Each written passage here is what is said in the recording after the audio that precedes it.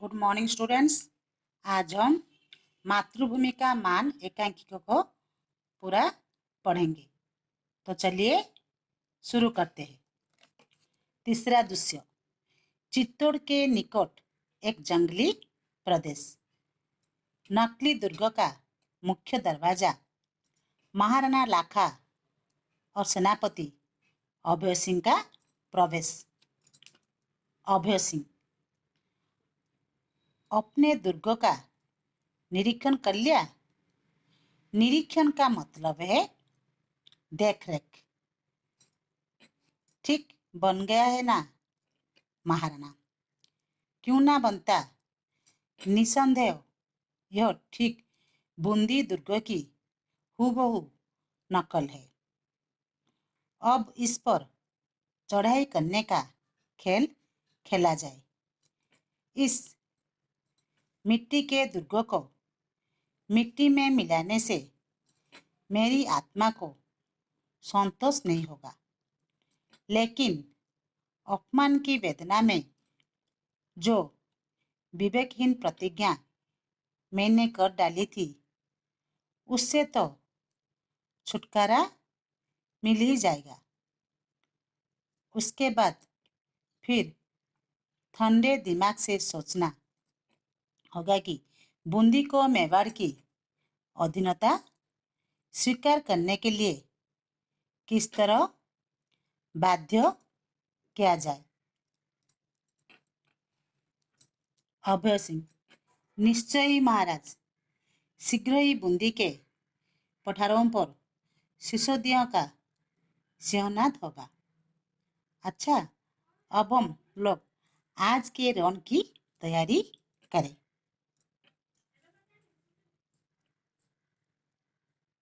महाराणा, किंतु यह रण होगा किससे? इस दुर्ग में कोई तो हमारा पथ प्रतिरोध करने वाला होना चाहिए। पथ प्रतिरोध का मतलब है मार्ग में बाधा डालना। अभय सिंह, हाँ, खेल में भी तो कुछ वास्तविकता आनी चाहिए। मैंने सोचा है दुर्ग के भीतर अपने ही कुछ सैनिक रख दिए जाएंगे, जो बंदूकों से हम लोगों पर छूचे वार करेंगे। छूचे का मतलब खाली। कुछ घंटे ऐसा ही खेल होगा और फिर यह मिट्टी का दुर्ग मिट्टी में मिला दिया जाएगा। अच्छा, अब हम चले। दोनों का प्रस्थान। दूसरी ओर से वीर सिंह का कुछ साथियों के साथ प्रवेश।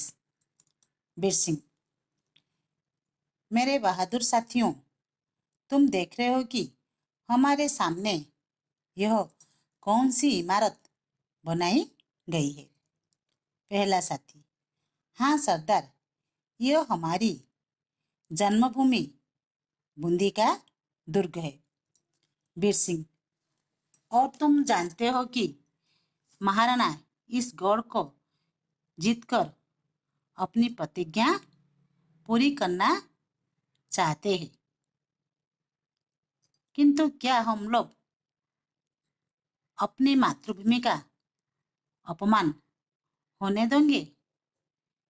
यह हमारे वंश के मान का मंदिर है। क्या इसे मिट्टी में मिलने देंगे? दूसरी साथी, किंतु यह तो नकली बंदी है। वीर सिंह, धिक्कार है तुम्हें। नकली बूंदी भी प्राणों से अधिक प्रिय है। जिस जगह एक भी हाड़ा है, वहां बूंदी का अपमान आसानी से नहीं किया जा सकता। आज महाराणा आश्चर्य के साथ देखेंगे कि यह खेल केवल खेल ही नहीं हो रहेगा।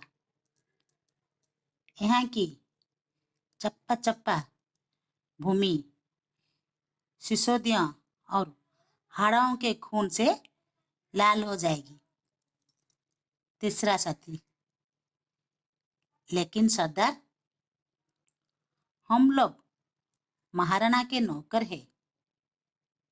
क्या महाराणा के विरुद्ध तलवार उठाना हमारे लिए उचित है? हमारा शरीर महाराणा के नमक से बना है। हमें उनकी इच्छा में व्याघात नहीं पहुंचना चाहिए। व्याघात का मतलब है बाधा। वीर सिंह, और जिस मातृभूमि की धूल में हम खेलकर बड़े हुए हैं, उसका अपमान भी कैसे सहन किया जा सकता है? जब कभी मेवाड़ की स्वतंत्रता पर आक्रमण हुआ है, हमारी तलवार ने उनके नमक का बदला दिया है। नमक का बदला दिया का मतलब है एहसान चुकाना। लेकिन जब मेवाड़ और बूंदी के मान का प्रश्न आएगा, हम मेवाड़ को दी हुई तलवारें महाराणा के चरणों में चुपचाप रखकर विदा लेंगे और बूंदी की ओर से प्राणों की बलि देंगे। आज ऐसा ही अवसर आ पड़ा है। पहला साथी, निश्चय ही जहां पर बूंदी है वहां पर हाड़ा है, और जहां पर हाड़ा है वहां पर बूंदी है। कोई नकली बूंदी का भी अपमान नहीं कर सकता। जन्मभूमि हमें प्राणों से भी अधिक प्रिय है। वीर सिंह, मेरे बोरी, तुम अग्निकुल के अंगारे हो। अपने वंश को, आभा को क्षीण ना होने देना। प्रतिज्ञा करो कि प्राणों के रहते हम इस नकली दुर्ग पर मेवाड़ को राज्य पताका को स्थापित ना होने देंगे। सब लोग हम प्रतिज्ञा करते हैं कि प्राणों के रहते इस दुर्ग पर मेवाड़ का ध्वज ना फहराने देंगे। वीर सिंह, मुझे आप लोगों पर अभिमान है, और बूंदी आप जैसे पुत्रों को पाकर फूली नहीं समाती। जिस बूंदी में ऐसे मान के ध्वनि पैदा होते हैं, उस पर संसार आशीर्वाद के साथ फूल बरसा रहा है। चलो हम दुर्ग रक्षा की तैयारी करें। चौथा दृश्य, स्थान बूंदी के नकली दुर्ग का बंद द्वार। महाराणा लाखा और अभय सिंह का प्रवेश। महाराणा, सूर्य डूबने को आया।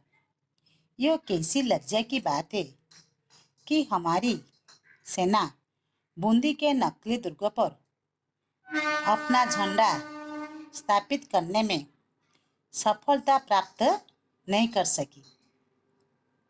वीर सिंह और उसके मुट्ठी भर साथी अभी तक वीरतापूर्वक लड़ रहे हैं।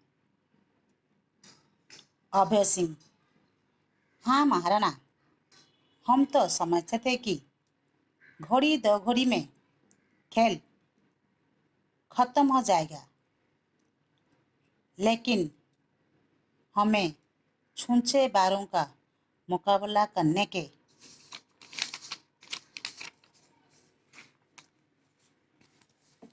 बजाय हाड़ों के अचूक निशानों का सामना करना पड़ा।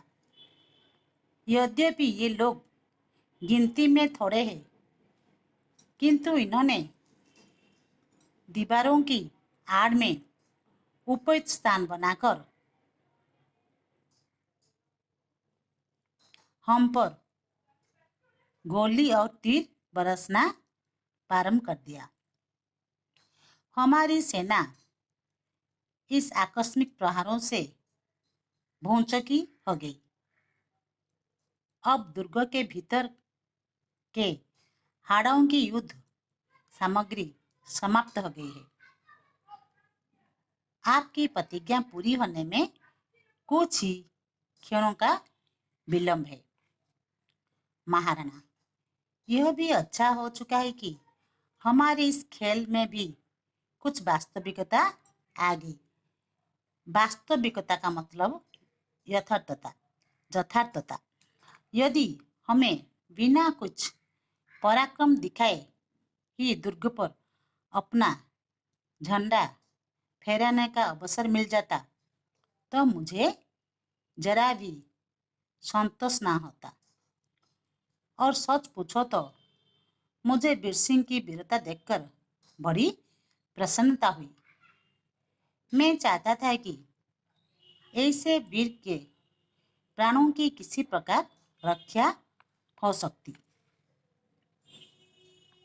अभय सिंह, मैंने भी जब दुर्ग से अग्नि वर्षा होती देखी तो मुझे कुछ आश्चर्य हुआ था और कुछ क्षणों के लिए सफेद झंडा फहराकर मैंने युद्ध रोक दिया था। उसके पश्चात में स्वयं दुर्ग में गया और वीर सिंह की उसकी साहस के लिए प्रशंसा की। साथ ही उसे अनुरोध किया कि तुम इस व्यर्थ प्रयास में अपने प्राण न खो। तुम महाराणा के नौकर हो, तुम्हें उनके विरुद्ध हथियार न उठाना चाहिए।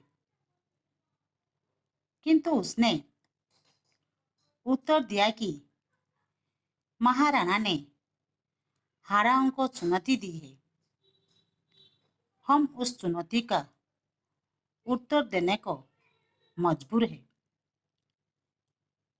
महाराणा यदि हमारे प्राण लेना चाहते हैं तो खुशी से ले ले, लेकिन हम इतने कायर और निष्पाप नहीं है कि अपनी आंखों में बूंदी का अपमान होते देखे। मेवाड़ में जब तक एक भी हाड़ा है, नकली बूंदी पर भी बूंदी को ही पताका फहराएंगी। महाराणा, निश्चय ही इन वीरों की जन्मभूमि के प्रति आदर भाव सराहनीय है। यह मैं जानता हूँ कि इन लोगों के प्राणों की रक्षा करने का कोई उपाय नहीं है। इतने बहुमूल्य प्राण लेकर भी मुझे प्रतिज्ञा पूरी करनी पड़ेगी। ओह, देखो, दुर्ग की उस उधर में खड़ा हुआ वीर सिंह कितनी फुर्ती से बाण वर्षा कर रहा है। अकेला ही हमारे सैकड़ों सैनिकों को टोली की आगे बढ़ने से रोके हुए है। धन्य है ऐसे वीर, धन्य है यह माँ जिसने इसे वीर पुत्र को जन्म दिया। धन्य है यह भूमि जहाँ पर ऐसे सिंह पैदा होते हैं। जोर का धमाका और प्रकाश होता है। महाराणा, अरे देखो अभय सिंह। गोले के बाहर से वीर सिंह के प्राण पखेरु उड़ गए। प्राण पखेरु उड़ गया का मतलब मृत्यु हो जाना। बूंदी के मतवाले सिपाही सदा के लिए सो गए। अब हम विजय से प्राप्त कर सके। जाओ दुर्ग पर मेवाड़ का पताका फहराओ और वीर सिंह के शव को आदर के साथ यहाँ ले आओ। अभय सिंह का प्रस्थान। महाराणा, आज इस विजय में मेरी सबसे बड़ी पराजय हुई है। व्यर्थ के दंभ ने आज कितने ही निर्दोष प्राणों की बलि ले ली। चारुणी का प्रवेश।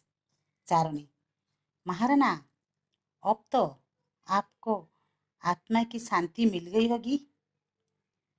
अब तो आपने अपने सिर का कलंक का टीका धो लिया। यह देखिए, बूंदी के दुर्ग पर मेवाड़ के सेनापति विजय पताका फहरा रहे हैं। वह सुनिए, मेवाड़ की सेना में विजय धुंदुबी बज रही है। धुंदुबी का मतलब डंका या नगाड़ा। महाराणा, चारुणी, क्यों पश्चाताप से विकल प्राणों को तुम और दुखी करते हो? ना जाने किस बुरी शायद में मैंने बूंदी को अपने अधीन करने का निश्चय किया था। वीर सिंह की वीरता ने मेरे हृदय के द्वार खोल दिए हैं। मेरी आंखों पर से पर्दा हटा दिया है। मैं देखता हूँ, ऐसे वीर जाति को अधीन करने की अभिलाषा करना पागलपन है।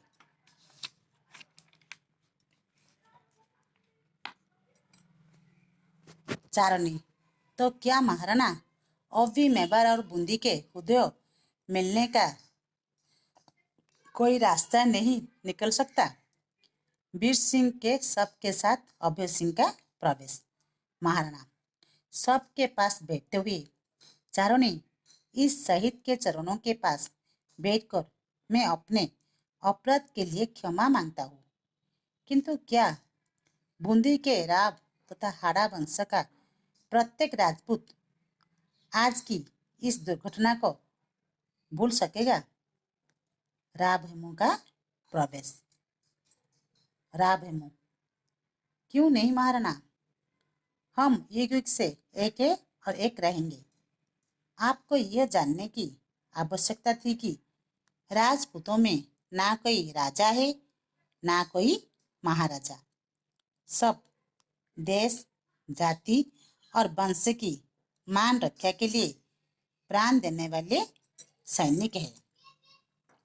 हमारे तलवार अपने ही स्वजनों पर ना उठनी चाहिए। बूंदी के हाड़ा सुख और दुख में चित्तौरों के शिष्यों के साथ रहे हैं और रहेंगे।